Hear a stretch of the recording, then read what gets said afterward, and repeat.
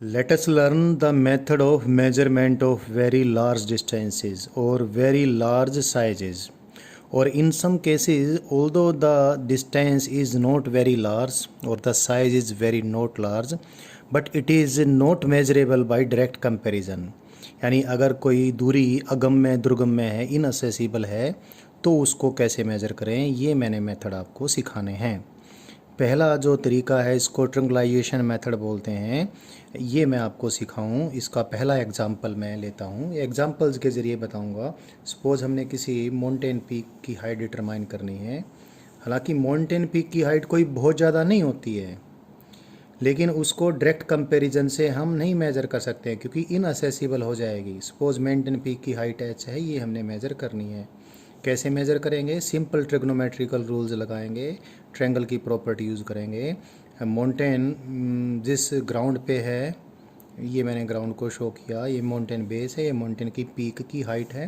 तो क्या करेंगे हम? सिंपली पहले माउंटेन की पीक को एक पॉइंट से देखेंगे। Suppose this is the point A of observation of mountain peak. हमने माउंटेन पीक को देखा, ये हमारी लाइन ऑफ साइट है, लाइन ऑफ व्यूइंग है, देखने की दिशा, दृष्टि रेखा है। तो माउंटेन पीक को देखा हमने ए से, फिर ए से ही हमने माउंटेन के बेस को देखा। माउंटेन के बेस को देखते हुए हमने इधर और माउंटेन की पीक को देखा। तो हमारी लाइन ऑफ साइट कितना एंगल टर्न हुई, ये एंगल हम डिटरमाइन कर लेंगे। से दिस एंगल इज़ θ1। ये एंगल हम जिस इंस्ट्रूमेंट से डिटरमाइन करेंगे उसको सेक्सटेंट बोलते हैं। तो सेक्सटेंट की सहायता से, सेक्सटेंट एक टेलीस्कोप, सेक्सटेंट में एक टेलीस्कोप होता है जो किसी सर्कुलर स्केल पे माउंटेड होता है। तो टेलीस्कोप को जब घुमाएंगे तो टेलीस्कोप कितना रोटेट होगा उस सर्कुलर स्केल पे, angle of rotation of telescope note हो जाता है। तो पहले टेलीस्कोप हमने बेस की तरफ किया, फिर वो टर्न किया। सेक्सटेंट वाले टेलीस्कोप की बात कर रहा हूँ, कितने डिग्री टर्न हुआ ये पता चल जाएगा। So from this you can C if the distance of the, ये क्या है, माउंटेन की पीक से माउंटेन के बेस के ऊपर जो परपेंडिकुलर डॉट है, फुट ऑफ परपेंडिकुलर है। तो इस फुट ऑफ परपेंडिकुलर का पॉइंट ए से डिस्टेंस सपोज x1 है। तो एक बार मैं ट्रिग्नोमेट्री सिंपल यूज़ करूँ, ये जो ट्रायंगल, राइट एंगल ट्रायंगल आपके पास है, इस राइट एंगल ट्रायंगल में x1 डिवाइड बाई h कितना आ गया? This is equal to cot θ1। तो यदि x1 पता चल जाए, θ1 तो हमने मेजर कर लिया सेक्सटेंट से, तो s पता चल जाएगा। लेकिन x1 पता चल नहीं सकता है, क्यों? उसके लिए पहाड़ को खोद के बीच में पहुंचना पड़ेगा, जो कि पॉसिबल नहीं है। तो हम क्या करें फिर? हम करें a से b तक जाएंगे, किसी दूसरी जगह पर जाके फिर दोबारा से अवलोकन करेंगे। एक बार माउंटेन बेस का और एक बार माउंटेन पीक का। ये दृष्टि रेखा है वही की वही। The line of sight is same towards the base of the bottom, so towards the base of the mountain. Then we see the peak of the mountain from this point. Say the line of sight is this. Now say the angle, this angle of looking, the इसको elevation भी बोल देते हैं। Mountain peak यहाँ से कितने elevation पे है? θ2 एलिवेशन पे। यहाँ से कितने एलिवेशन पे थी? θ1। तो θ2 भी सेक्सटेंट की सहायता से हमें मेजर हो जाएगा। तो सपोज ये पॉइंट बी जो है, यहाँ इसकी इस पॉइंट से जो डिस्टेंस है, say it is x2। Then you can see it clearly that, again see this bigger right angle triangle. In this bigger right angle triangle, x2 divided by h, this is equal to how much? This is cot θ2. Subtract this from this, what we get?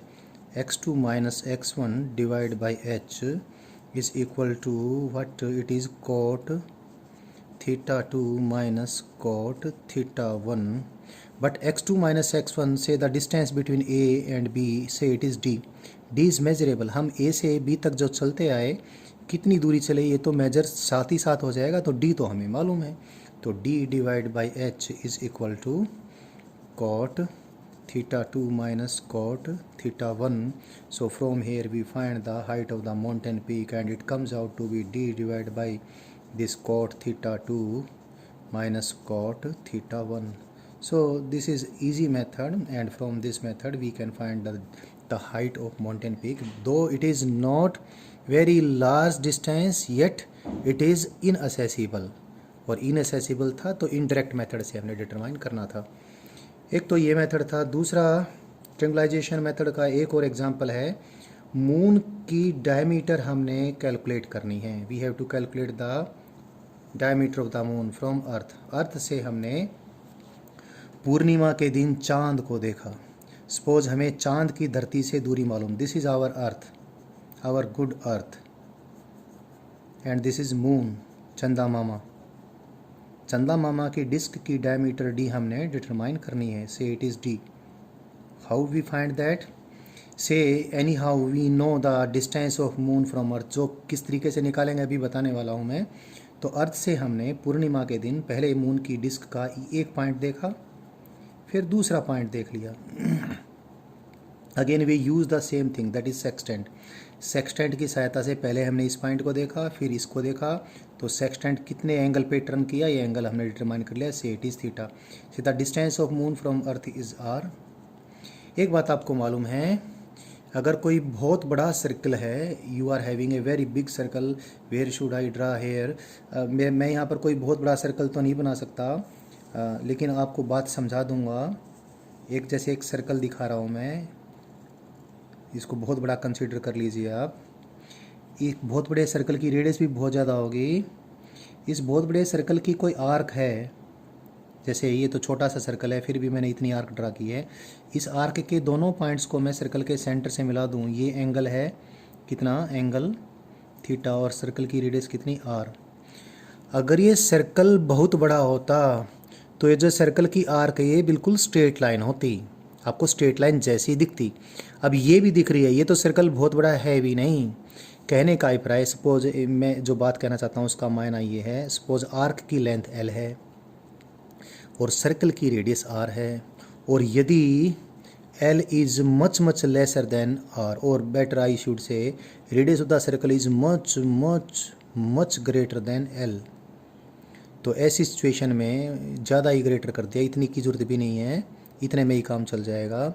If R is much much greater than L, if the radius of the circle is much much greater than L, then this arc will behave as if it is a straight line. Better I should say it will appear as if it is a straight line. अब इसको यहाँ पर मैं use करना चाहूँगा, लेकिन इससे पहले एक चीज़ आपको रिमाइंड करवा दूँ। सर्कल की आर्क, सर्कल की कोई आर्क है और रेडियस और जितने एंगल की आर्क, उसके बीच में क्या रिलेशनशिप है, length of the arc is equal to radius of the circle into angle measured in radians. ये डिग्रीज में नहीं होना चाहिए, ये रेडियंस में होना चाहिए। तो length of the arc is equal to radius into angle. तो अभी देखें ज़रा, मून क्योंकि धरती से काफ़ी दूर है, और ये जो मून की जो डायमीटर है, ये जो डायमीटर जो मैंने यहाँ पर दिखाई है, इस डायमीटर का size it is much much lesser than the distance of the moon from the surface of earth. ये R, better I should write it R. तो ये मून की जो डायमीटर है, जो कि स्ट्रेट लाइन है, that will appear like circular arc. मैं उल्टे शब्द बोल देता हूँ। ये जो मून की जो डायमीटर जो कि स्ट्रेट लाइन है, उसको हम सर्कल की आर्क की तरह कंसीडर कर सकते हैं। और सर्कल की आर्क की तरह कंसीडर करें तो arc of the circle is equal to how much, radius of the circle into angle. धरती और चंद्रमा के बीच की दूरी हमें आर मालूम है, और हमने सेक्सटेंट की सहायता से एंगल थीटा डिटरमाइन कर लिया। तो चंदा मामा की जो डिस्क है, उस डिस्क की डायमीटर हमें मालूम पड़ जाएगी, लेकिन ध्यान रखना थीटा किस में होना चाहिए, रेडियंस में होना चाहिए।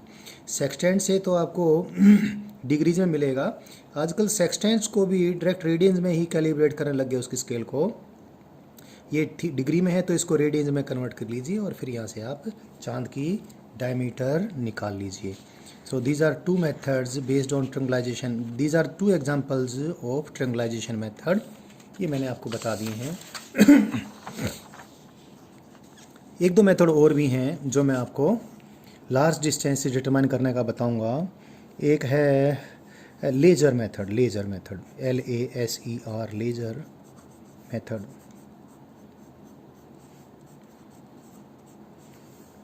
लेजर क्या होती है? Laser is light, LIGST, light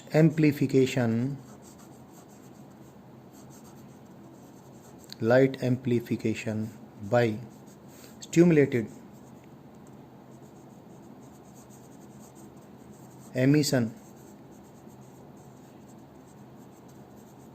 of radiation, इसको लेज़र बोलते हैं। साधारण जो लाइट होती है वो डिफ्यूज होती है, वो फैल जाती है।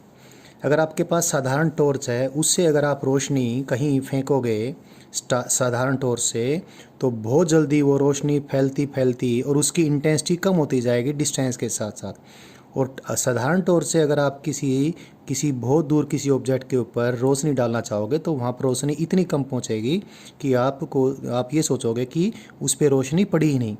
तो यदि हम साधारण लाइट के बजाय अगर कोई ऐसी लाइट बनाएं जिसकी रोशनी चारों तरफ ना फैले, यानी वो एक बंधी हुई लाइन में जाए, यानी if the beam doesn't spread with distance, if the beam remains fine, तो ऐसी लाइट बनाने के लिए हमने विशेष प्रयास करने पड़ते हैं।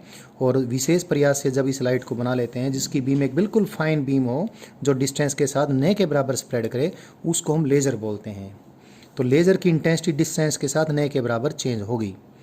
तो लेज़र की सहायता से हम वेरी लार्ज डिस्टेंस कैसे निकालते हैं, एग्जाम्पल अभी मून का ही दे देता हूँ। अर्थ का सरफेस है, ये मून है।